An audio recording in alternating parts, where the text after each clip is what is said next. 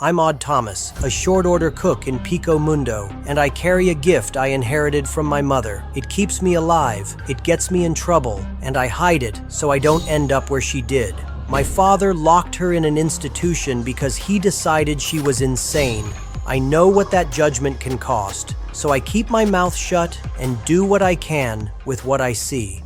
On the morning of August 14th, I spot Penny Callisto outside my apartment. She doesn't speak, none of the dead ever do, but I follow her anyway. She leads me to a street just as Harlow Landerson pulls up in a convertible. We trade a few casual words, and then I take his keys and tell him there's a woman's blood in his pocket. When Penny's hand touches my shoulder, a vision slams into me and shows me where that blood came from. I confront Harlow with it. He killed Penny and kept some of her blood, and he bolts. I give chase into a house where a pool party rages around us like nothing bad can ever happen. He scrambles upstairs, tries to grab a boy as a hostage, and I follow. Rip a lamp out of a socket and crack him with it. He throws fists in a last wild try at escape, but I put him down and finish it by smashing his head against a mirror. When Penny comes close again, I tell her she's heading somewhere kind and full of wonder. She fades. The dead never speak to me, and I still don't know why. Police Chief Wyatt Porter shows up and chews me out for turning a house into a war zone. He's not wrong about the mess, but I tell him I had to stop Harlow before he killed again.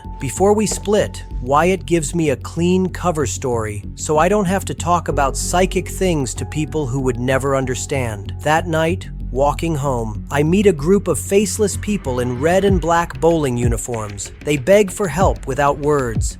Suddenly, they lift me, carry me toward my building, and then an unknown gunman mows them down. By the time we reach the entrance, only one of them is left. The shooter hits him and clips me too, but the last faceless man still hauls me to my bed before he goes. I wake in the morning and understand. It was a premonition, a warning I lived inside before the day even happened. At the diner, flipping eggs and pouring coffee, I get a visit from the only bright constant in my life, Stormy Lulin. While she eats breakfast, a thing only I can see drifts in.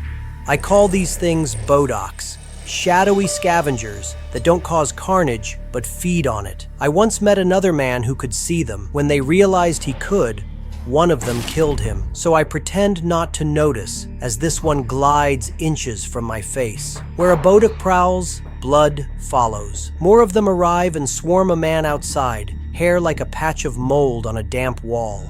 While I watch him, my coworker, Viola Peabody, tells me about a dream. She saw her own face dead on the ground, a man beside her. When I ask what he wore, she says a red and black bowling shirt. That lands like a stone in my gut. I drift through the mall, hunting for the mold-haired man, and end up outside the ice cream shop where Stormy works. We talk, and I see him studying a car display. He buys 2 gallons of ice cream, then leaves. The bodaks stop clustering around him, which makes no sense to me. They don't abandon a feast before the blood is spilled. I follow him home anyway. His place looks like a clubhouse for bad intentions. Cigarette butts in the ashtray are from different brands, more than one regular visitor. A cold wind sweeps through the rooms, and I see spirits sucking toward a door as if pulled by a vacuum. Inside, a shaft of light spills from a small hole. Curiosity gets me. I put my hand in and pull it out fast when a black, oily substance starts sheeting over the room.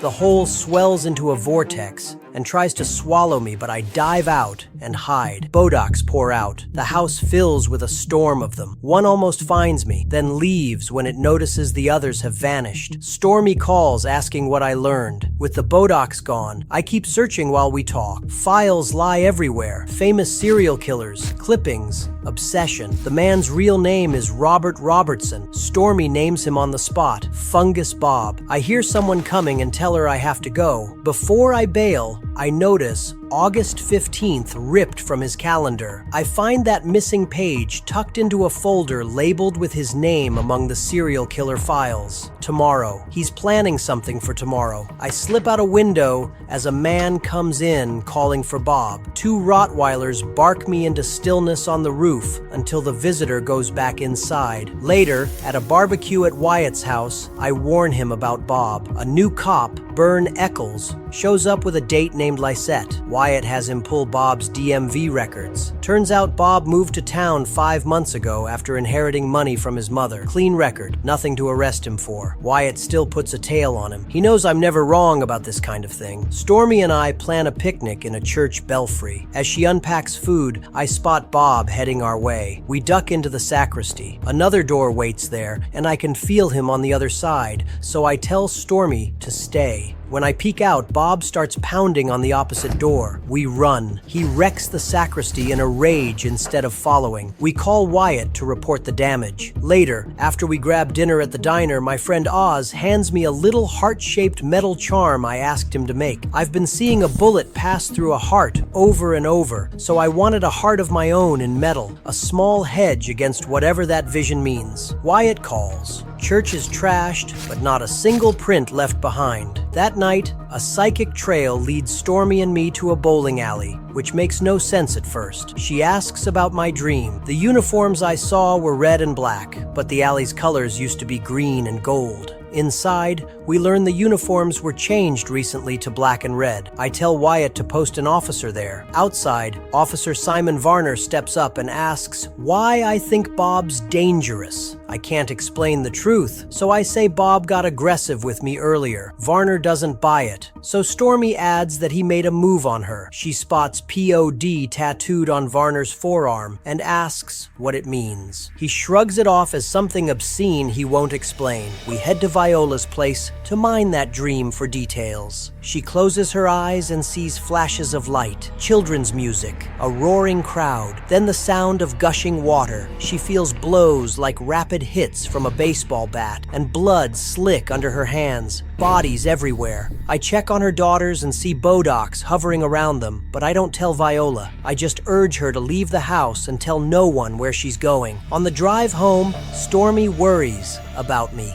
and I pull over to calm her. A woman screams in the distance. Lisette runs across a yard, chased by 2 Rottweilers. By the time we reach her, a man with a gun is weeping, saying he shot the dogs. The police arrive and discover Lisette was bound and struck in the eye before she was dumped there for the dogs to finish. Wyatt recognizes the man with the gun as a teacher named Kevin Goss. I tell Wyatt the dogs belong to Bob, and Wyatt sends his people to find him. Before I leave, I give Wyatt the heart trinket and ask him to wear it. Later, I see a white van idle outside Stormy's apartment and figure Wyatt's assigned protection. At my place, a gun lies on the floor. A light burns in the bathroom. I step in and find Bob's corpse in the tub. Someone wants me framed. I don't call the police. I wrap the body myself, borrow my neighbor's car, and stash the corpse in the gas chamber of an abandoned prison. On the drive home, I pass through a sky thick with bodax and detour to Wyatt's. He and his wife, Carla, are about to eat pie when the doorbell rings. He opens the door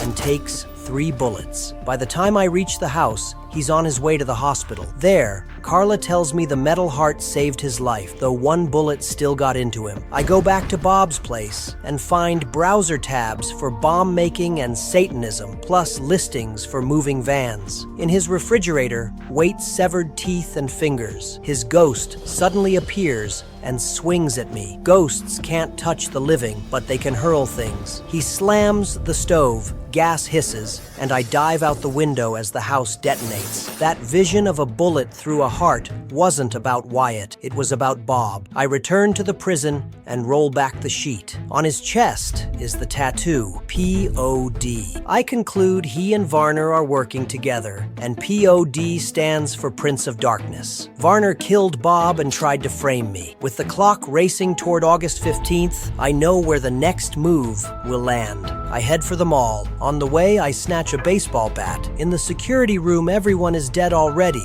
A man in a ski mask steps out, and I crack him with the bat. It's Eccles. That tells me he's Bob's accomplice too. He and Varner sicked Bob's dogs on Lisette because she'd found their photos of the mall with notes about an attack. Under Eccles' bulletproof vest, I see his uniform. They plan to peel off their armor after the massacre and pass themselves off as heroes responding to the call. I understand why Bodocs haven't swarmed Eccles and Varner. They know I can see them, and they're careful when I'm near because the show is more fun if I don't spoil it. I take Eccles' gun, 4 bullets left. Out on the floor, I spot Viola and her girls, and the bowling alley crew. I tell Viola to get the kids out now. Children's music chimes from the carousel. The roar of a big crowd blares from TVs tuned to sports. Right on cue, a tide of Bodocs rolls into the mall through a portal. Someone screams about a gun, panic detonates, and the automated security locks the place down tight. A gunman opens fire outside the ice cream shop. I run at him and shoot 3 times. Bodocs swarm me, trying to slow me before I can take him out. I shove through them, reach him, and put a bullet in his head. I creep toward the ice cream counter, sick with the fear that Stormy's been hit. She rises from behind the counter unharmed, and relief shakes me. Then I see Lisette's ghost. The attack isn't over. I pull off the gunman's mask and recognize the teacher who shot the dogs, Kevin Goss. Varner is still free. Lisette's ghost leads me to the car park and a white moving van. The back is locked. I flag a man to help pry it open. Inside, the van is packed with explosives, a timer ticking under 3 minutes. Varner steps out into the garage, and a Bodoc slips inside him long enough to steer his attention to me. He fires and hits me. I climb into the driver's seat, grind the engine to life, and punch the van toward daylight. Varner leaps onto the side, firing again. The next shot grazes my forehead.